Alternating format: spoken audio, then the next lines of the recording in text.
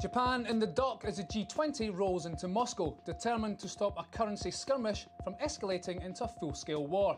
So FX front and centre at the G20, even if all the chatter is, I quote, inappropriate, fruitless and self-defeating. Those were the words earlier today of ECB President Mario Draghi. Well, I'm joined now by Reuters FX analyst Neil Kimberley.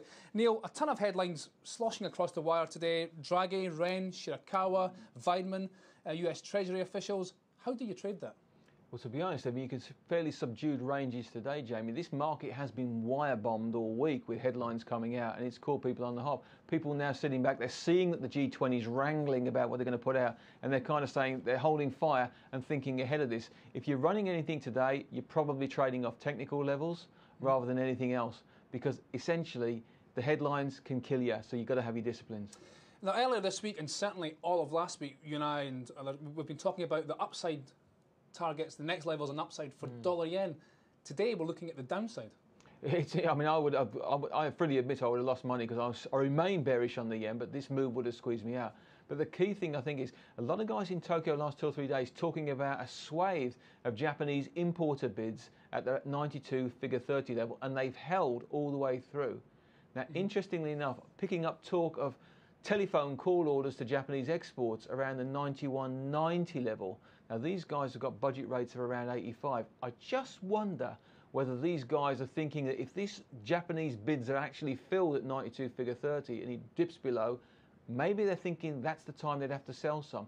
I'm hearing talk that they're shying away from option structures at the moment, and these telephone call orders are telling me perhaps it could get very naughty if dollar yen gets through 92 the figure. So 92 is 92 is a key level, and on the top side, people I'm talking to at the moment, basically looking to sell it 92.90 figure, and if done, buy it back at 92.20.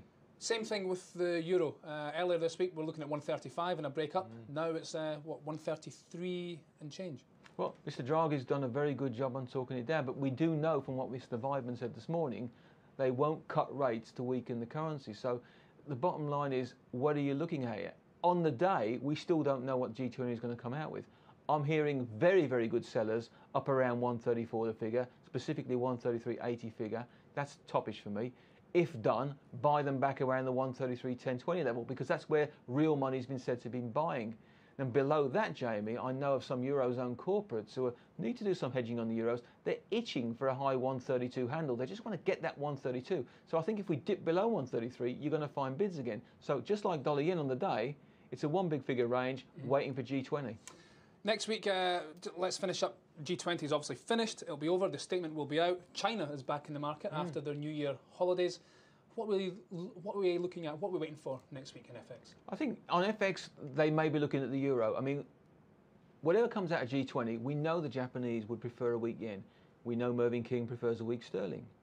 We think we know the Americans prefer a weak dollar, and we certainly know the Swiss want a weak Swissy. We also know, because they're on record, that the Europeans would prefer a strong euro to a dead euro. And I think that trumps anything that's coming out of the French capital at the moment. Therefore, I wonder if China might pick up some euros if they're coming in at the lower edges. I also think, given the price action in gold this week, Chinese guys may come back on Monday and think, you know, this is a bargain here, and just scoop some of that in as well. OK, Neil, thanks very much and have a great weekend. Well, our chart point today is Anglo American. Operating profit tumbled and the miner slumped to a pre-tax loss in 2012. Still, a 15% increase in its dividend helped lift the shares by more than 2% earlier this morning. Departing CEO Cynthia Carroll, who fell foul of investor demands for better returns, says she has no regrets. Under the macroscope today, UK retail sales. A shock fall of 0.6% in January. Economists had expected a 0.4% rise. Unusually snowy weather hurt sales of food last month, and today's number caps the biggest 3-monthly decline in sales since March 2010. Back to FX, sterling takes a tumble on the back of those numbers. Cable hits a 6-month low of 154.61 and is down 2% this week. Trade-weighted sterling is down more than 2% this week. That would be its biggest weekly fall in 3 years. That's all for now. You can catch up with Market Pulse each weekday at midday GMT. I'm Jamie McGeever. This is Reuters.